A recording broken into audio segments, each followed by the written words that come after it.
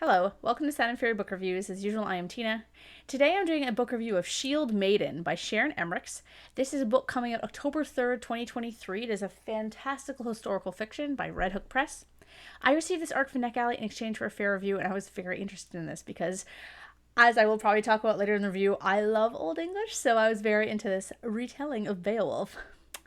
A riveting blend of historical fiction and mythology, Shield Maiden is an exciting story revolving around loyalty and love. And yes, David Wiley, you should check it out. What is it about? All her life, Fryda has longed to be a shield maiden, an honor reserved for Getland's mightiest warriors. When a childhood accident leaves her tragically injured and unfit for the battlefield, her dreams are dashed, or so she thinks. But a strange, unfathomable power is awakening within her, a power that will soon be put to the test. For when foreign lords and chieftains descend upon Fryda's home to celebrate her uncle King Beowulf's 50-year reign, she realizes not all their guests come with good intentions.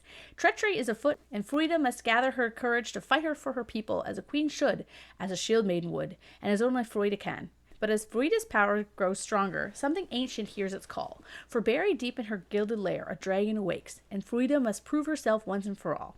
And yes, I'm trying to say Fryda properly, but it's very hard to do, even with my Germanic background. Anyway, if you know the story of Beowulf, you'll find this book quite fun. It's an adaptation, of course. I studied the poem in university. I took this old English class. Look, I have my book, which is where I learned how to pronounce things. Whereas we essentially learned how to read Old English. For those of you who aren't English language nerds, like me, Shakespeare is not Old English, but the start of modern English. Chaucer is Middle English, where, like the Canterbury Tales, where Old English is a different language altogether that evolved into Middle English and the English we know today. The printing press helped a lot with this, and the expansion of the British Empire, of course.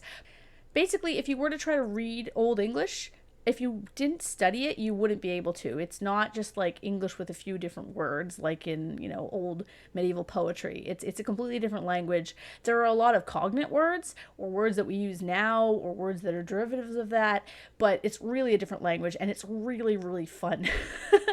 Anyway, as you can guess, I love Old English, so when this popped up on my NetGalley, I was like, it sounds awesome, please give this to me, and they did, and I was like, yay! Anyway, it was so much fun. If you love those Claire North, Madeline Miller, Greek myth retellings, you should probably check this out because it's kind of a similar idea. The characters are great. Fryda is tough as nails, but also incredibly kind. She has a deformity from an accident in her youth that is included in the novel in a realistic way. Theo, the love interest, an enslaved Gaelic young man, is a decent kid, and I liked the two of them both separately and as a couple. As a side note, I loved that his name, like the Scandinavian people didn't know what it was. They called him Theo, like Theow, but it's likely Theo, and it's slightly short for Theodore, like the Gaelic word. Anyway, I thought that was really clever and I love the little details like that.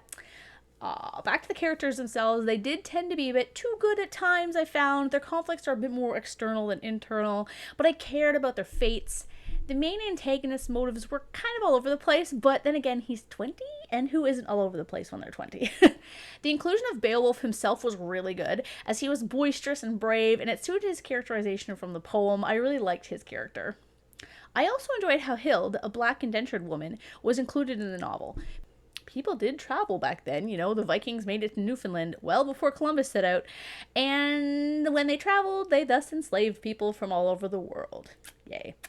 It's also totally practical to get to Europe from Africa, so Hild's inclusion was an excellent way to include some diversity in a novel that could have been solely, Scandinavian white people, and I thought that was really actually historically relevant, because a lot of the times these things aren't talked about in the older books, or it's not mentioned people of color, because they just kind of relegate them to the background or see them as less than human. And I thought that it was actually great that a person of color was included in the story to show that they did exist back then.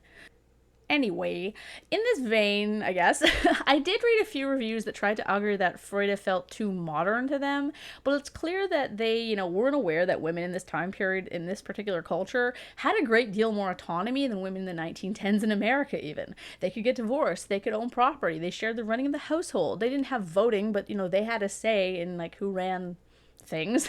They essentially had voting rights. And I think these reviewers also, probably haven't considered that Earth societies haven't progressed socially, like on an incline.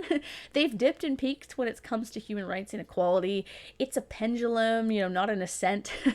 And things weren't always consistent. The Scandinavians in this case did have slaves, but that doesn't mean that the ruling society wouldn't have equality between the sexes, because to them it was a different caste. It is contradictory. In a flipped sense, for example, think about how in the United States today, you could hypothetically have a woman president, but she wouldn't have full rights to her bodily autonomy. Like, it doesn't make any sense. And that's kind of like how society has worked since the beginning of time. We don't make any sense, which is why aliens haven't reached out to us, in my opinion, because we don't make any freaking sense. Back to the book, the pacing is excellent, unlike this review. I flew through it very, very quickly. The prose is engaging and snappy, and, while it's mainly straightforward, it drops little gems here and there, like, her mouth went dry as she studied him, a riot of beauty caressed by the fingers of dawn. This is an arc, so this line may be changed or removed in the final version.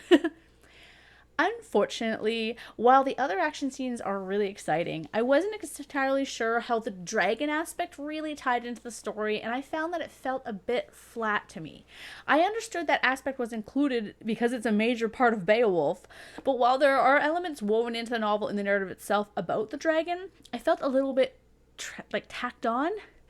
There are sections in the Fryda's point of view, best name ever, I love the coarseness of the language, very short sections that I believe were intended to tie into this a bit more, but I think it might have been more fun for those of who hadn't read the original poem to tease the dragon a bit more and leave those sections out. I'm not sure why, but I just found the other aspects of the novel a bit more compelling. Perhaps because they were grounded in real life issues like slavery and loyalty and parenting failures and, that stuff instead of the fantastical. So maybe that was kind of my deal. I was like, oh, I really liked the kind of historical fiction part of it more than the fantastical part of it. I'm not saying it's bad. I'm just saying it didn't feel like it was completely tied in for me. But that doesn't mean I think it was a bad book. I really, really liked it. And it's also possible that I read the climax when I was very tired after a long day at the cottage, if you can call drinking and paddleboarding and boating, a long day. So maybe that was just me at the time.